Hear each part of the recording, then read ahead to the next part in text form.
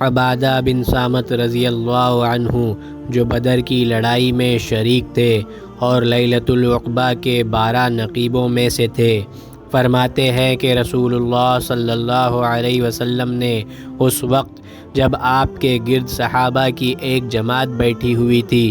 فرمایا کہ مجھ سے بیعت کرو اس بات پر کہ اللہ کے ساتھ کسی کو شریک نہ کرو گے، چوری نہ کرو گے، زنا نہ کرو گے، اپنی اولاد کو قتل نہ کرو گے، اور نہ عمدن کسی پر کوئی ناحق بہتان باندھو گے، اور کسی بھی اچھی بات میں خدا کی نافرمانی نہ کرو گے۔ جو کوئی تم میں اس عہد کو پورا کرے گا تو اس کا ثواب اللہ کے ذمے ہے، اور جو کوئی ان بری باتوں میں سے کسی کا ارتکاب کرے اور اسے دنیا میں اسلامی قانون کے تحت سزا دی گئی تو یہ سزا اس کے گناہوں کے لیے بدلہ ہو جائے گی، اور جو کوئی ان میں سے کسی بات میں مبتلا ہو گیا اور اللہ نے اس کے گناہ کو چھپا لیا تو پھر اس کا معاملہ اللہ کے حوالے ہے، اگر چاہے معاف کرے اور اگر چاہے سزا دے دے۔